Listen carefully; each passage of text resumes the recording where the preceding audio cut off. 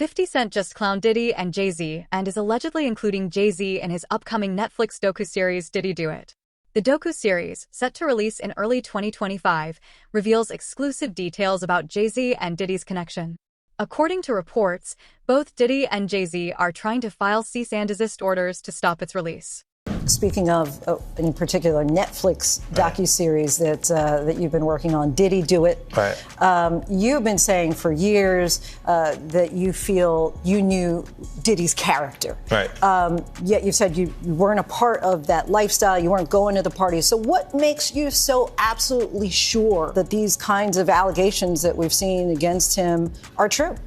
Well, I'm surprised by the allegations, as surprised as everyone else is. Like, I didn't make the allegations. I didn't tell people to say these things. It comes out, I see it in the news like everyone else. But I did feel uncomfortable with the way he would present the idea of going to these projects. To come party with me. Yeah. And then that swayed me away from it, just that alone. So you didn't realize the... As much stuff was coming. Like, when I seen today, it was allegations of 3 men that said he drugged them and it's a long time, to be honest with you. Like, when people don't remember being violated for 20 years, it makes me feel a little hard. What are your thoughts on the allegations against Jay-Z? That was interesting. When I was saying things not knowing exactly what I was saying, but I was going, where's Jay at? He's mad quiet. Like while the Puffy thing was going on. But it's obvious now that his team was being made aware that he was in those allegations also.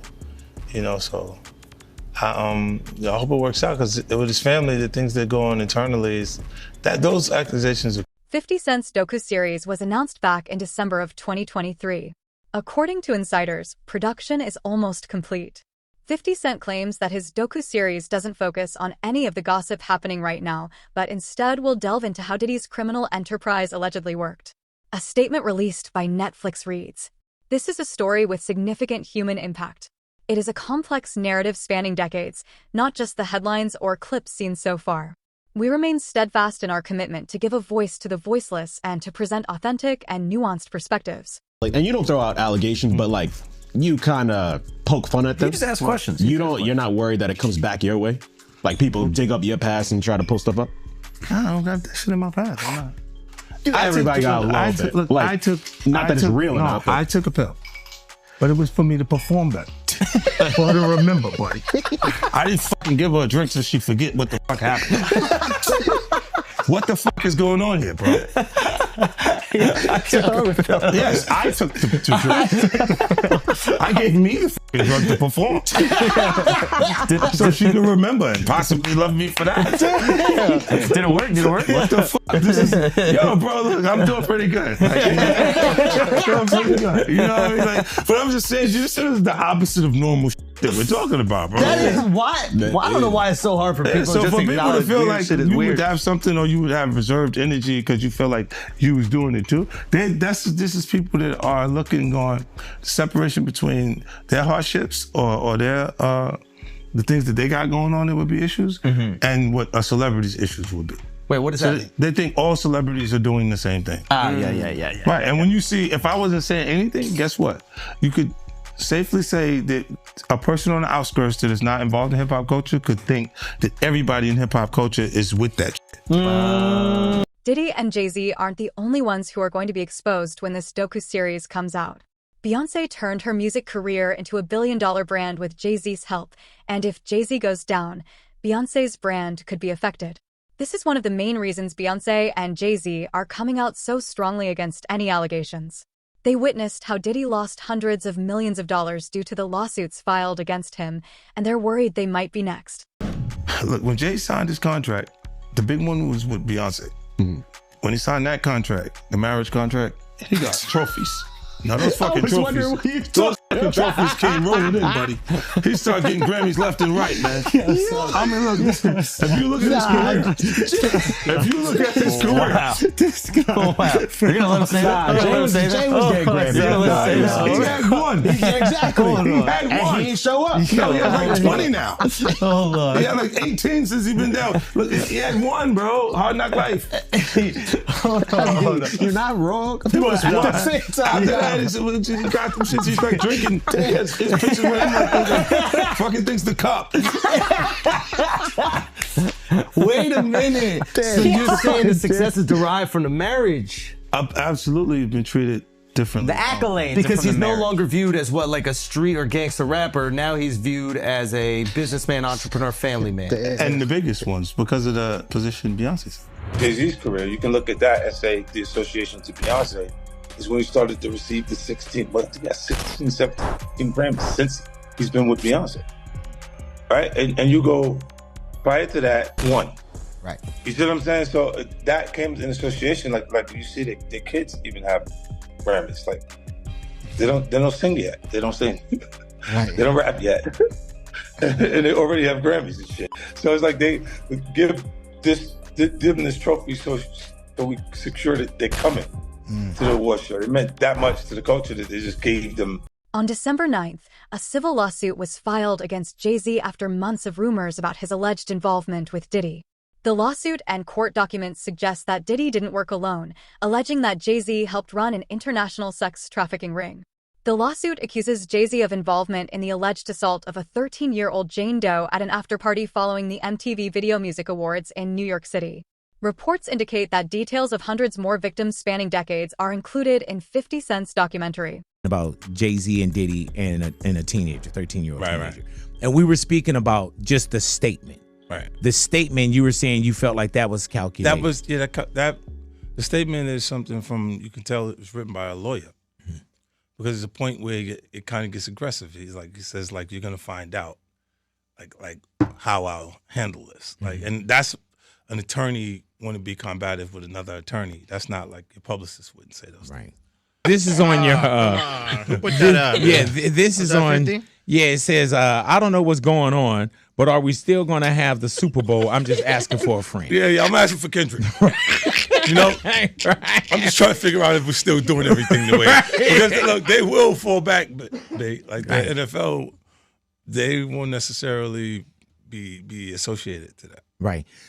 Why do you not insert yourself, but you're on top of every topic, right? Yeah. I'm just watching. I'm participating. I'm being part of culture. I'm just telling you my opinion. Right. Look, because you're part of the culture. Like I can't say anything now. I'm out of it. I'm like I'm going to Dre's studio and just sit with Dre a little. Right. And then maybe I stay out of trouble. Nah. After the lawsuit was filed against Jay-Z, he countersued both the victim and the lawyer and tried to have the trial dismissed. According to Jay-Z, he is being blackmailed, and there is no truth to the allegations. However, Judge Annalisa has decided that the case would go to trial, rejecting his request. The judge stated that Jay-Z's attempts to harm the case were futile and that he was wasting his time. Has ruled the woman alleging she was raped by Jay-Z and Sean Diddy Combs can remain anonymous. The woman says both men raped her at a party when she was 13 years old. Jay-Z's legal team had fought to get the case dismissed, arguing his accuser should have to reveal her name, but the judge disagreed. ABC's Morgan Norwood has the latest. A legal victory for the woman who is suing Jay-Z for allegedly raping her when she was 13. A federal judge ruling the woman can proceed with the case while remaining anonymous, at least for now.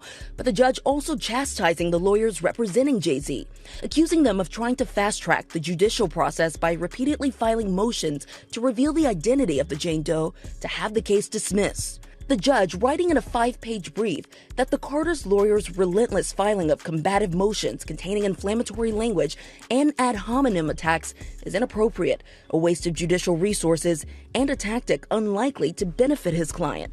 The court will not fast-track the judicial process merely because the counsel demands it. This latest legal twist coming after the recently filed civil lawsuit by Jane Doe, claiming that Jay-Z, whose real name is Sean Carter, and P. Diddy, drugged and raped a 13-year-old girl at an after-party after the MTV Music Awards in 2000, while an unnamed celebrity watched.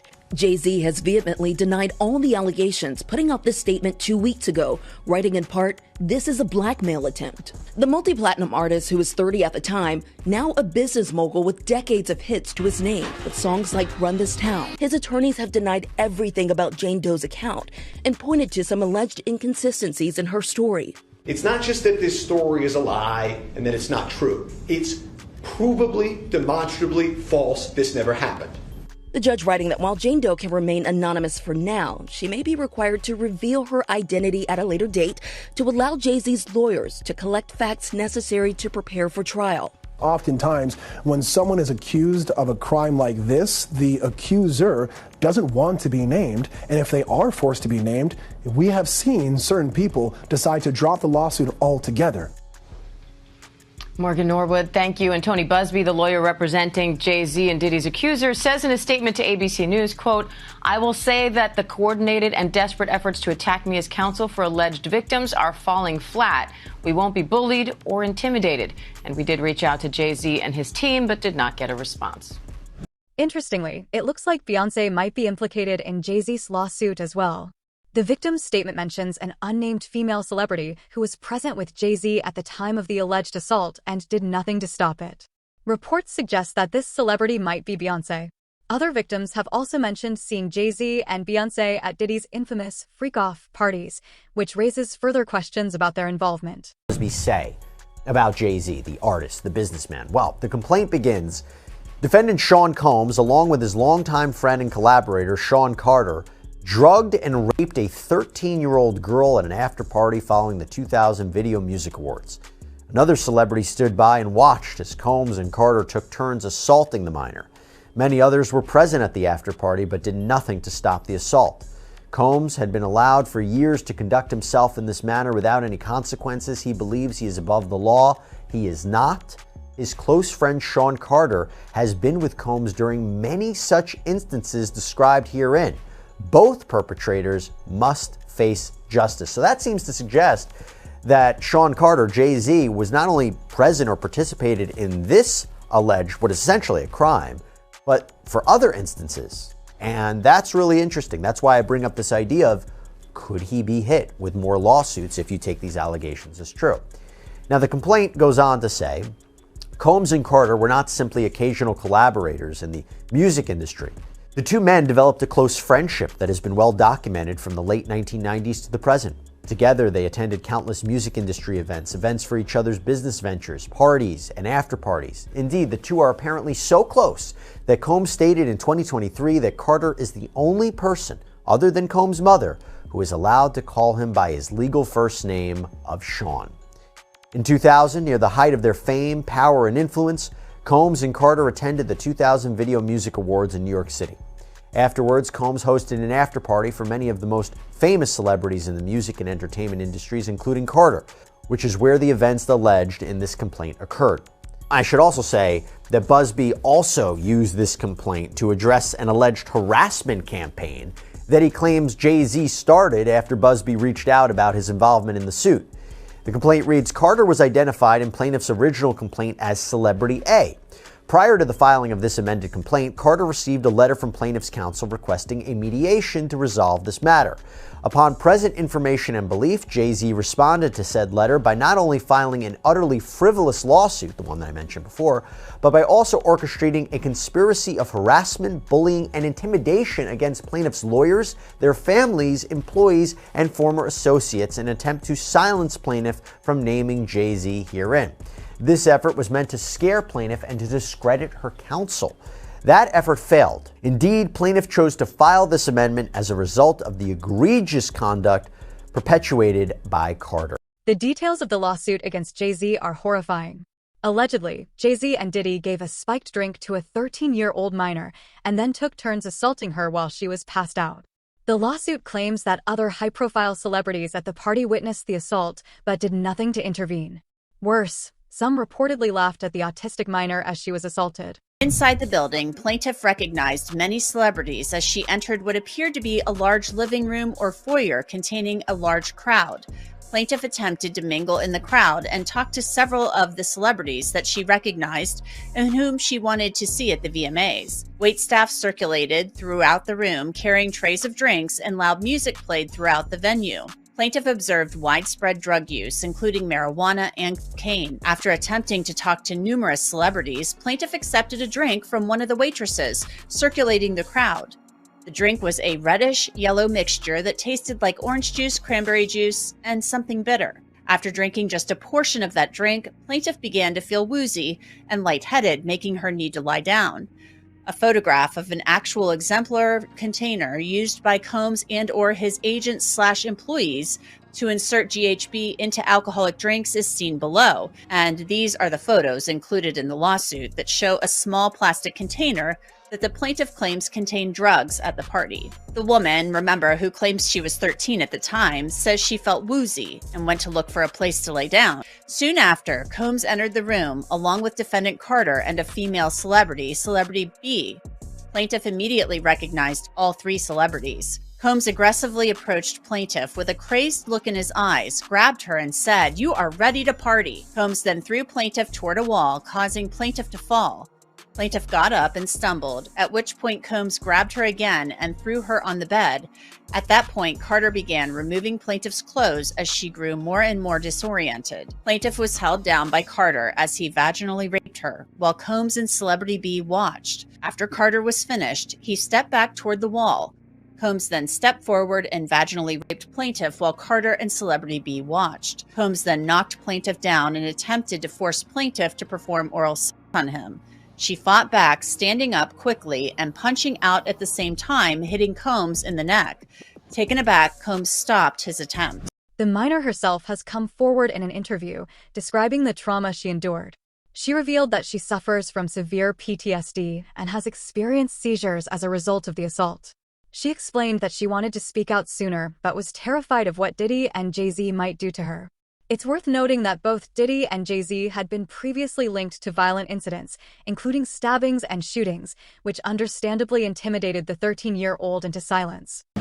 You should always advocate for yourself and be a voice for yourself. You should never let what somebody else did run your life. A 38-year-old mother from Alabama who has filed a lawsuit accusing Sean Diddy Combs and Jay-Z of raping her when she was 13 years old is speaking out to NBC News for the first time. She asked us not to reveal her identity. What made you want to come forward and talk today? Because I think that I've been quiet long enough about what I've been through, and it's been hard enough to be quiet. But it's a chapter of my life that I'd like to close. You weren't scared to be all alone? No, with having autism is like feeling like you live your life in a shatterproof juggle ball. The world's on fire. The fire is inside the ball with you, but there's no way for you to get out. In addition to having autism, the woman says she suffered a head injury. The night of the 2000s VMAs, she says a friend drove her from Rochester, New York to Manhattan, a more than 5-hour drive. Her attorney provided NBC News with the name of the friend who has since died. The woman says she spoke to Combs' limo driver, who offered her a ride to an after party. I stumbled upon Diddy's driver, who told me that I was exactly what Diddy was looking for. What did you think when he said that to you? I thought it meant that I was just pretty. She went to a White House, she says, where she spoke to musicians Benji Madden and his brother. I'm talking to Benji Madden about his tattoo because, I have about his tattoo that's the Last Supper, because I have a religious background. So it was just something to talk about. At the after party, she says she had a drink that made her feel woozy. Then she says Combs and Carter took turns raping her while a female celebrity watched. Jay-Z comes in and rapes me. He at that point I was fighting, trying to get away from him, and he put his hand over my mouth and told me to stop it, cut the After the alleged rape, she says she ran to a gas station where she called her father, who picked her up and drove her home. We rode home in silence. He didn't ask me what happened. He didn't ask me what I did or where I was. Diddy knows the severity of the allegations against him and has reportedly offered $50 million as bail in hopes of being released. His legal team even offered his house as collateral. However, the judge denied the request, stating that Diddy is too dangerous to be let out and poses a significant threat to both victims and witnesses. The proposed bail package. A $50 million bond, co-signed by him, his mom, his sister, the mother of his oldest daughter, and his 3 adult sons. It's going to be secured by the equity in his property in Miami, Florida. Home detention, his passport will be surrendered. The government said that's insufficient.